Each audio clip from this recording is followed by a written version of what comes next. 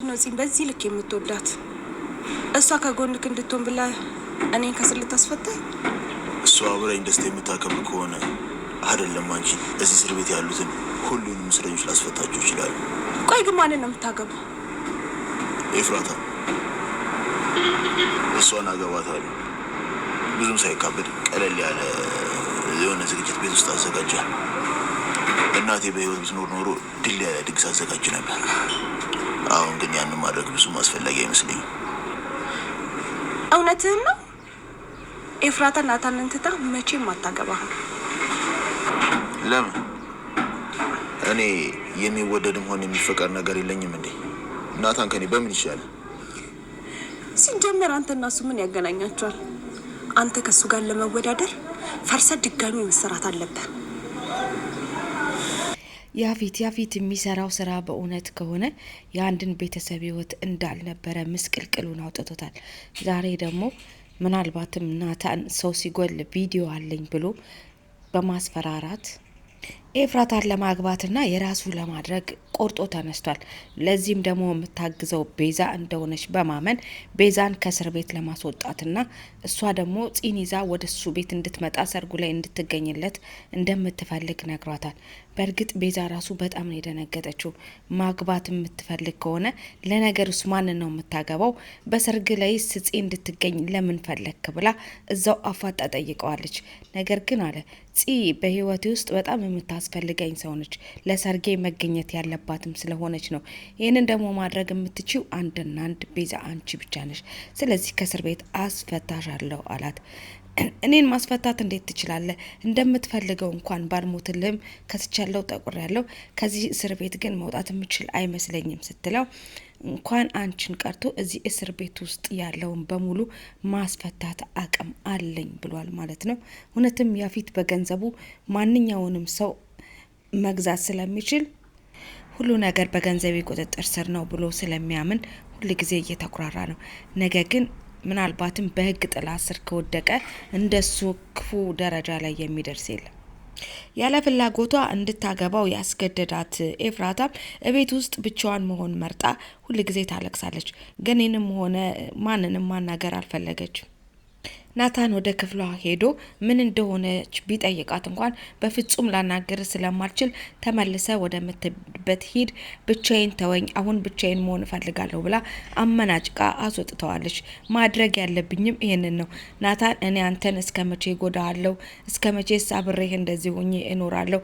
አሁን ግን በፍጹም ራሴን እንደምንም አንተን ብዬና ችዬ አንተን ከችግር ውስጥ ማውጣት አለብኝ። ስለዚህ እኔ እናንተ መለያየት አለብን። ለዛም ደግሞ እኔ የምወስደው እርምጃ ትልቅ ነው ያለችው ኤፍራታ ለብቻዋ መሆኗን መርጣ ታስባለች፣ ታለቅሳለች። በዚህ ምክንያቱም ቤተሰብ ተጨንቋል። ሰው ነኝ፣ በቃ ተሳሳትኩ፣ ተሸነፍኩ።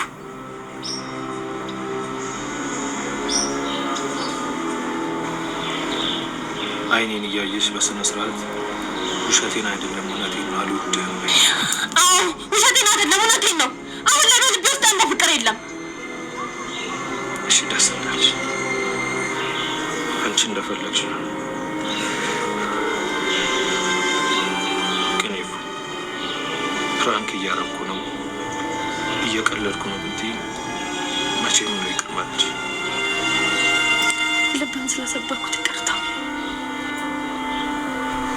ችግር የለውም፣ አልተጎዳሁም።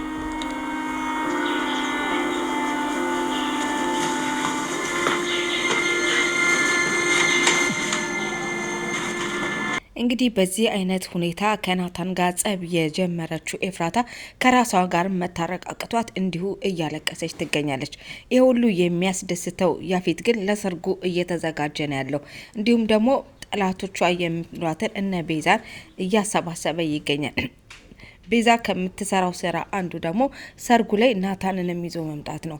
ይሄ ሁሉ ነገር ለቤዛ ቢከብዳትም ከእስር ቤት የሚያስወጣት እውነተኛ መንገድ ይሄ ብቻ ስለሆነ ለማድረግ ዝግጁ ሆናለች።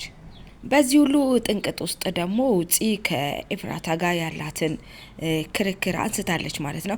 ላንቺ ብለን ሁሉን ነገር አጣን፣ ወንድሜ በጣም ስለሚወድሽ ላንቺ ብሎ ብዙ ነገር መስዋዕትነት አድርጓል፣ ቤታችንንም ሆነ ንብረታችንን ላንቺ ሲል አጥቷልና ይሄንን ሁሉ መስዋዕትነት ያስከፍልሻል። ስለዚህ ደግሞ መስዋዕትነቱን ትከፍያለሽ። እኔ በፍጹም አልፋታሽም፣ ካንቺ ጋራ ያለኝ ነገር ቢኖር ካሁን በኋላ ጸብ ብቻ ነው ብላ ፂ ከእንደገና ደግሞ ምንድነው የሚባለው ከድጡ ወደ ማጡ እንዲሆንባት አድርጋታለች።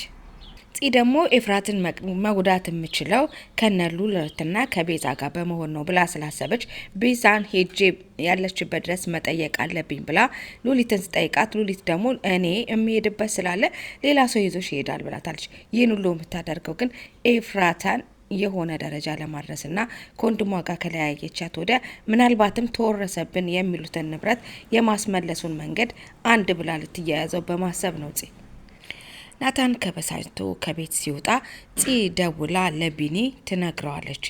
ቢኒዬ እኔ በጣም ደህና ነኝ፣ ነገር ግን ወንድሜ ትክክል አይደለም፣ እኔም አላቅም ከኤፍራታ ጋራ ተጣልተው ነው መሰለኝ ተናዶ ከቤት ወጥቷል። ቢኑ ምንም ችግር የለም እኔ አረጋጋዋለሁ፣ ፈልጌም ደግሞ አብሬ ሆናለሁ፣ አትጨናነቂ ጽዬ ብሎ ሄዶ ናታንን ሲያናግረው ናታን ግን ለማንም ምንም ማለት አልፈለገም። ምንስ ብሎ ይነግረዋል? እኔና ኤፍራታ ተለያየን ቢለው ቢኒስ ያምናል እንዴ? የማይሆን ነገር ነው። ኤፍራታም ጠልተው አይደለም ያለው ነገር በጣም ከብዷት እንጂ አንዳንድ ጊዜ ህይወትን ባልፈለጋችኋት መንገድ ትመራላችሁና ኤፍራታም ስለሚደርስባቸው ነገር ስትል ፍቅሯን ማጣት አንደኛውና ዋነኛው መንገድ አድርጋ ይዘዋለች። አንዳንድ ጊዜ በእንደዚህ አይነት ሁኔታ ያንዳንድ ሰዎች ሲበተን እናያለን። ነገር ግን እነዚህ ሰዎች መጨረሻቸው አያምርም። ቢመስላቸውና በገንዘባቸው እንኳን ምንም ቢተማመኑም እስከ መጨረሻው ድረስ ግን እንደዚህ አሸወይና የሆነ ህይወት አይኖራትም። ምክንያቱም እውነት ታሸንፋለች። አትሄድም እንዴ? ቆይ ገኒ እኔ ፂን ምን ላረጋት እችላለሁ? ሲቀጥል ደግሞ እኔ ከሷ ጋር የሚሄድ ፍላጎት የለኝም። ነገር ግን ሉሊት አስሬ ደውላ ስለጨቀጨቀችኝ ነው። በጣም ብዙ ምሰራው ስራ ነበረኝ። ስራ ነበረሽ? ቤዛን የሚያስፈታ መድኃኒት ልታሰሪ ነው? መቼስ አንቺ በአዳም ልኮ ጋር ተወጠርሽ ነሽ። ህይወትሽ ሁሉ ከሱ ጋር የተያያዘ ነው አይደል?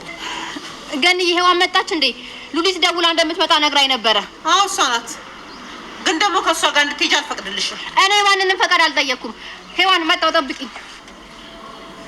እኔ ምልሽ ገኒ፣ ቆይ እዚህ ቤት ያሉ ሰዎች ምን ያህል እድለኛ እንደሆነ ያውቃሉ? ለሁሉም እናት ነሽ። በቻልሽው መጠን ሁሉንም ለመጠበቅ ትሞክሪያለሽ። ወዳይ ስቆ ዶሮ ሲያታልሏት ያሙቁትን ውሃ ለገላሽ ነው አሏት አሉ። አንቺ ቤት እኮ አሁን የገነትን ልብ እንደው አራተሽ ልብሽ ልቅ ብሏል። ሔዋን እንዴት ነሽ? ልትወስጂኝ ስለመጣሽ አመሰግናለሁ። ያው ብዙ ነገር እየረሳው ስለሆነ ምናልባት ቦታው ይጠፋብኛል ብዬ ፈርቼ ነበር። ከዚች ልጅ ጋር ወዴትም አትሄጂም። እሷ ጥሩ ልጅ አይደለችም። ገነት ለምን አንቺ አርፈሽ ስራሽን አሰሪም? አታስቢ ገኒ፣ ምንም ሳትሆን ወደ ቤት መልሳታለሁ። በቃ እንደዛ ከሆነ ደግሞ እኔ ማብሪያችሁ እሄዳለሁ። መጣው ሻርፕ ነገር ጣል አድርጊ። አያስፈልግም እንዴ?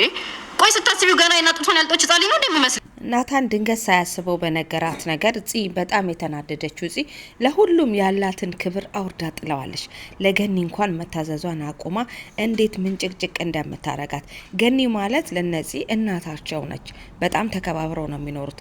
ዛሬ ግን መሄድ እንኳን ብትችል አነጋግሯን ብታስተካክል በጣም ደስ ይላት ነበር። ነገር ግን ዝም ብለሽ ገኒ ስራሽን ስሪ፣ ምንም ነገር አያገባሽም ብላታለች። ምክንያቱም ይሄን ሁሉ ያደረሰችብን ኤፍራታ ናት ብላ ስለምታስብ ኤፍራታንም ለመበቀል ስለሆነ ቤዚ ጋር የምትሄደው ማለት ነው። ሔዋንን ግን ምንም ያልተረዳቻት ገኒ ሔዋን ይዛ የመጣችላቸውን መልካም ነገር አታውቅም። ሔዋን ፖሊስ ናት፣ ይህንን አያውቁም። እነሱ የሚያውቁት የቤዛ ጓደኛ እንደሆነች ስለሆነ ልትጎዳቸው እንደመጣች ነው የሚያውቁት ኤፍራታም ሆነ ገኒ። ነገር ግን ሔዋን በተቻለ መጠን ነገሩን ሚስጥር አድርጋ ጉዳዩን እየተከታተለች ከዚህ ጉድ ውስጥ የሚወጡበትን መንገድ እያፈላለገች ትገኛለች። ምናልባት ሔዋን ቀናት ይሆን?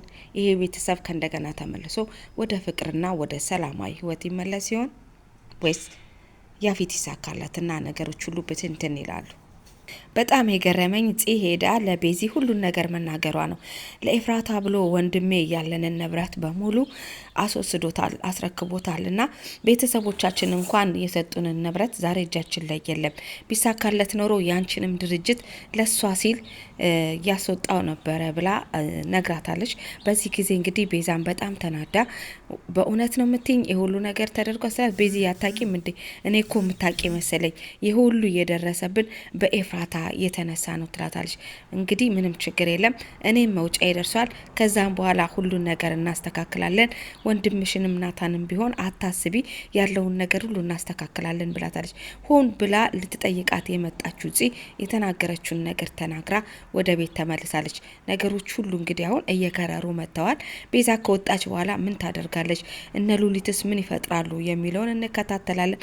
በዚህ ሁሉ ውስጥ ግን ሔዋን ፖሊሷ ሁሉን ነገር እየተከታተለች ስለሆነ በ11ኛው ሰዓትም ላይም ቢሆን ፖሊሶች ከደረሱበት ነገሩ እልባት ሊያገኝ ይችል ይሆናል።